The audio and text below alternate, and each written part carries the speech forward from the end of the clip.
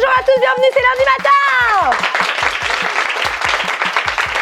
Alors. J'adore. Et ça rime en plus, et j'ai pas fait exprès, ça commence très très bien ce spectacle. Bonjour à tous, bienvenue, merci d'être venus à 7h le lundi matin. Arrête de me déconcentrer, Pierre. Mais non, parce que la dernière fois, il souriait pas derrière, donc nous, on sourit. Hugo était malade dans la vidéo, ok? Il a le cancer. Ça commence les blagues pas drôles. On est sur la honte, hein. Après le volume 1 du concours du plus gros boulet, on est ici pour vous raconter la plus grosse honte qu'on s'est jamais tapée dans notre vie. Ambre Larazet, mesdames et messieurs, et moi, on va être les présidents du jury. Cela va aller de 1 Bravo. à 10. Super original, oui.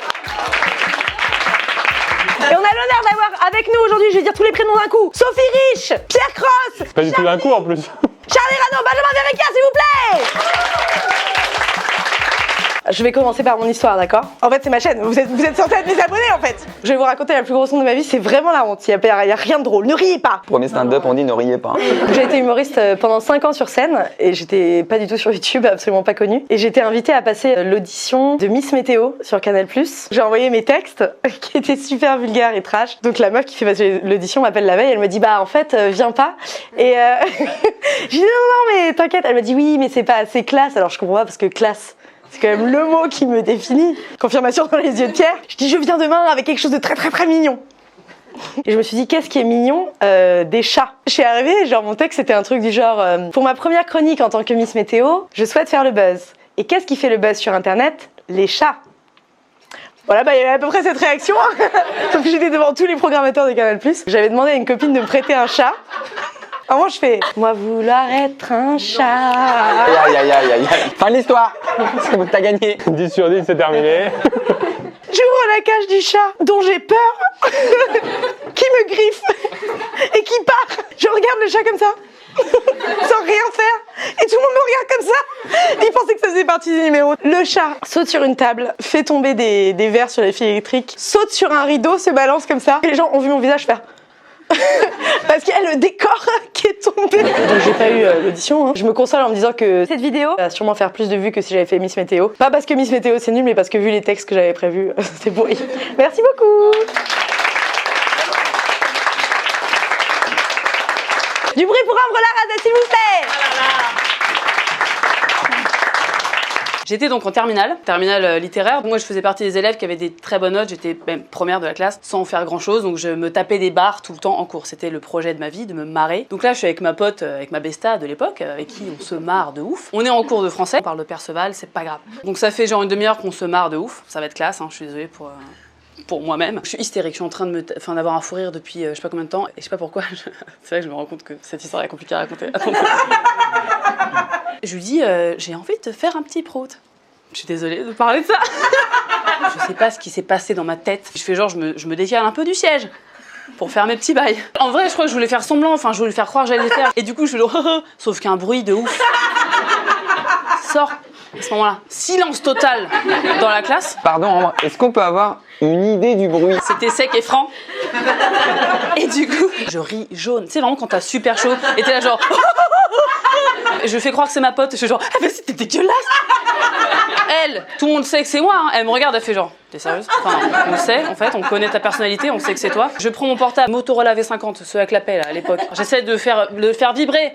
Je suis là genre, ah, c'est trop ça, en fait. Pff, ça ressemble pas du tout au bruit qui vient de se passer. Il y avait un peu des femmes dans la classe. Moi, j'étais encore un gros bébé. Enfin, tu vois, j'étais genre immature de ouf. Pour péter comme ça, oui. Ah oui, excuse-moi. Oui, mais attends, mais j'ai gardé mon âme d'enfant. Tout le rang des meufs stylées au premier rang, là, dont j'essayais de faire partie, elles se retournent, elles font, et pour couronner le tout, la prof qui fait, avec son livre, là, Perceval, elle fait... charmant. Et elle continue son cours. Et tout le monde a su que c'était moi, j'ai mis des années à m'en débarrasser, merci, et ça va revenir maintenant grâce à cette histoire. Bravo. Mesdames et messieurs, on peut faire du bruit pour Benjamin Verrecka maintenant, s'il vous plaît. Bonjour à tous, ça va?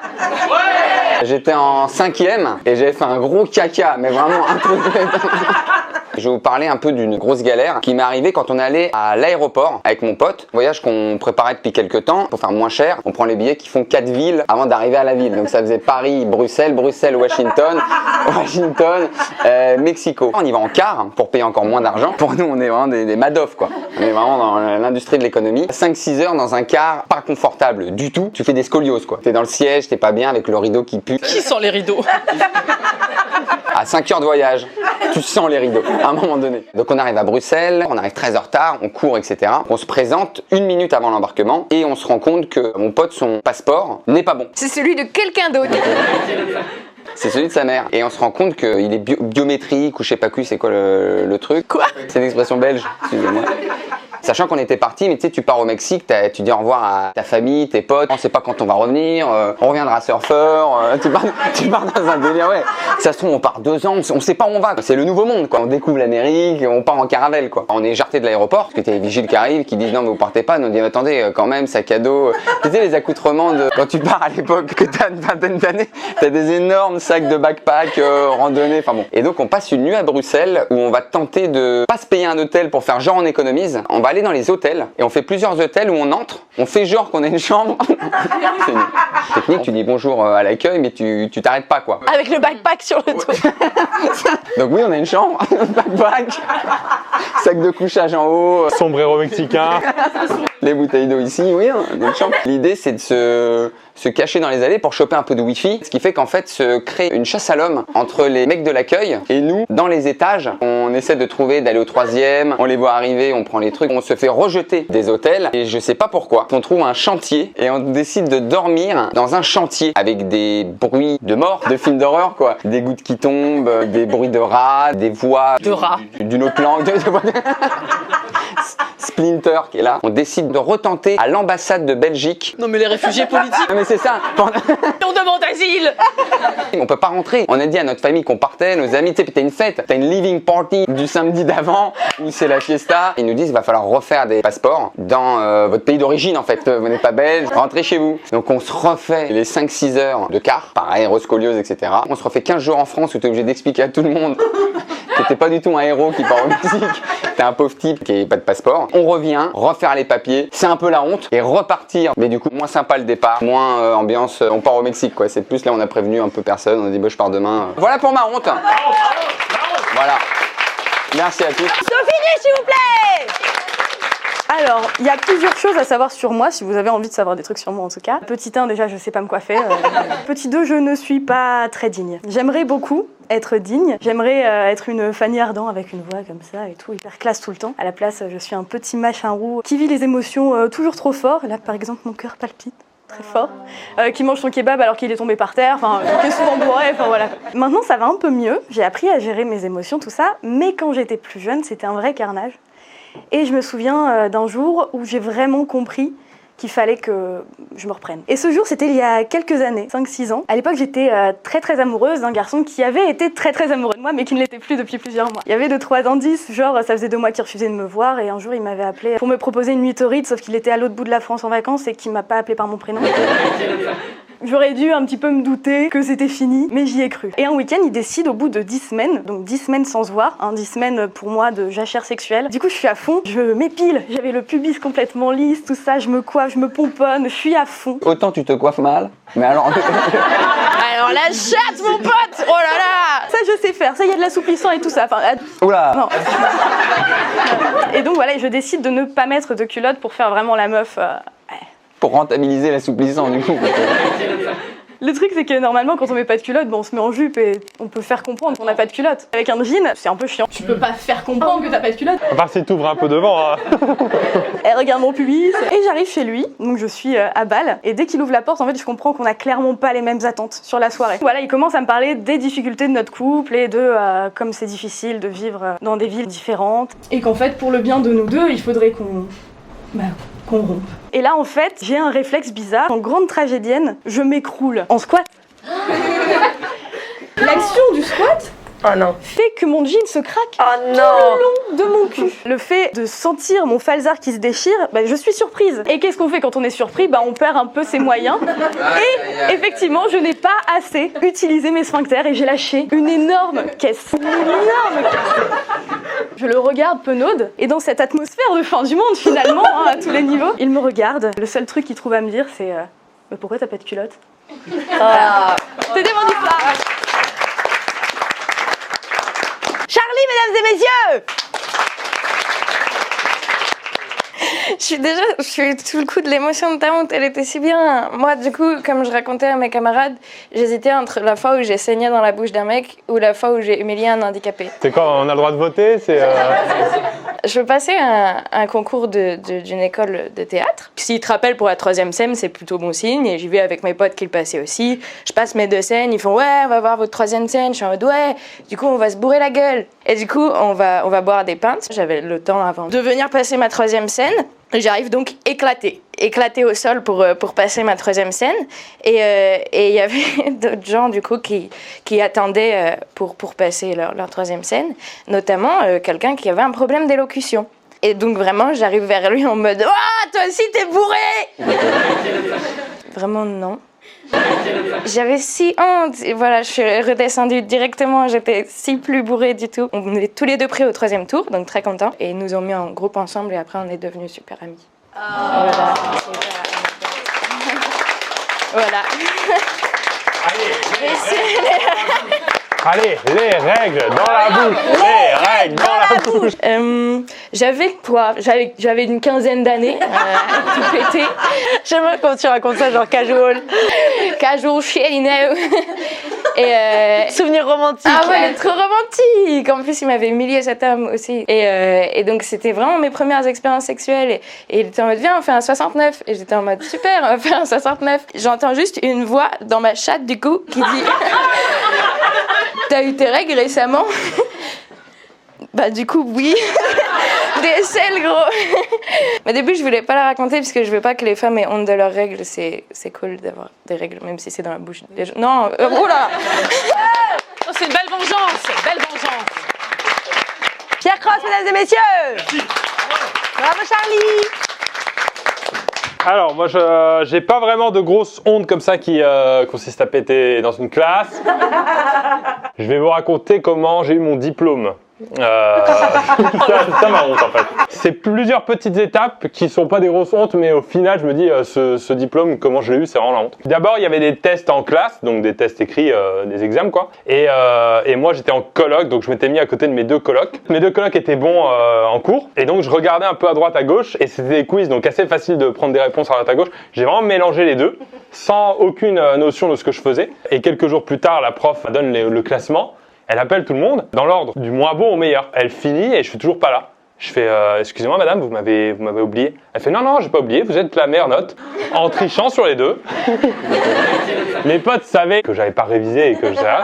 Donc j'ai dû surtout m'expliquer auprès d'eux en fait. C'est même pas par rapport à la prof. Ensuite on a eu l'épreuve où il fallait rendre service à la société.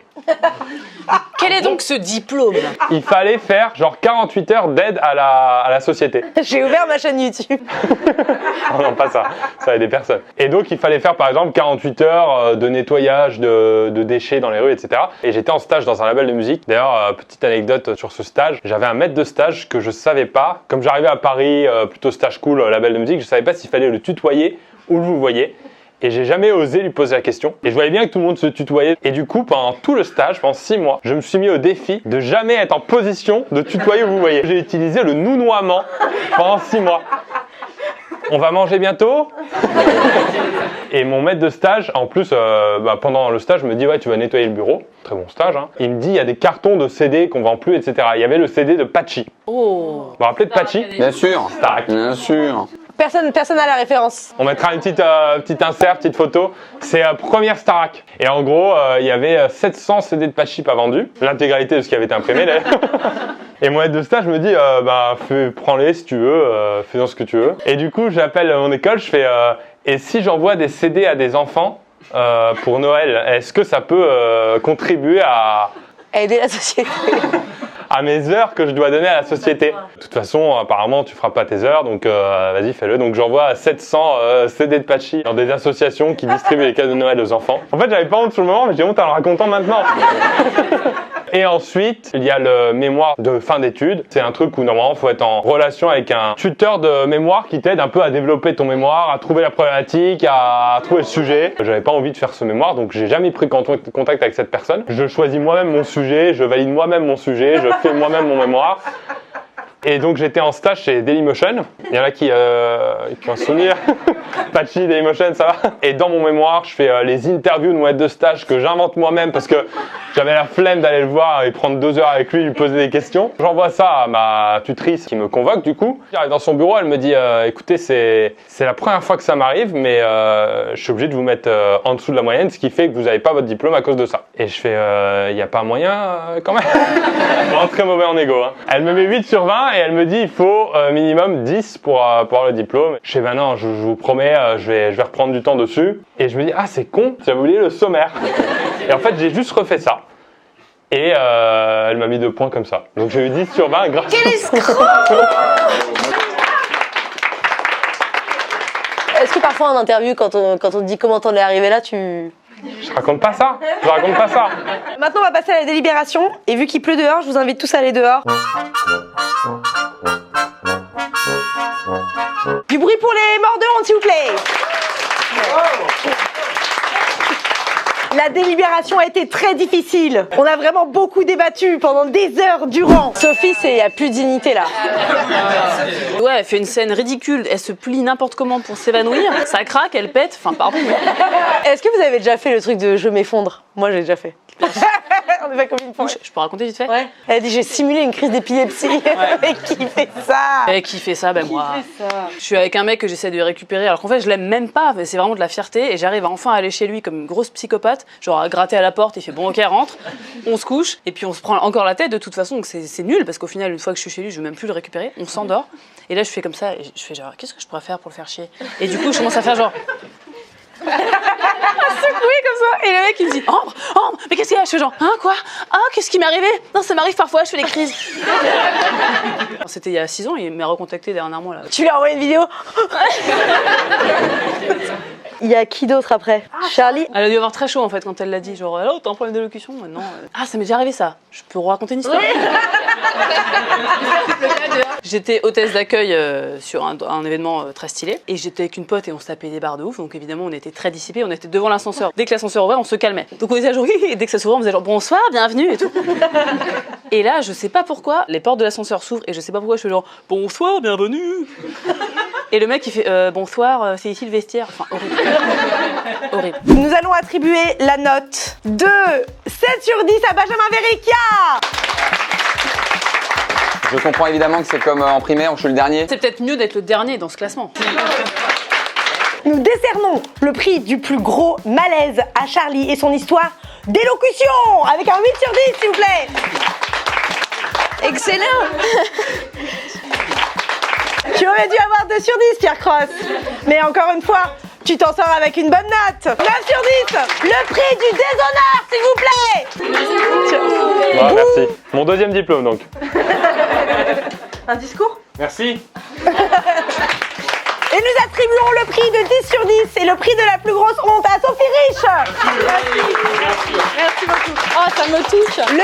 Le prix de la plus grosse empathie aussi. Oh, il est merveilleux. Je suis vraiment contente que ma vie sentimentale pourrie me serve à quelque chose. Merci à tous d'être venus et merci à tous d'avoir regardé cette vidéo. Abonnez-vous à la chaîne de toutes ces personnes extrêmement talentueuses. Et surtout, abonnez-vous. Oui, c'était très spontané, merci beaucoup. La fois 70, c'est la note que t'aurais mérité, mais vu que c'était bien. Voilà, très bien. Je vais faire genre c'est moi spontanément qui ai trouvé cette vanne. Écoute Pierre, vous allez voir que je vais le faire, vous allez rigoler mais pas au bon moment.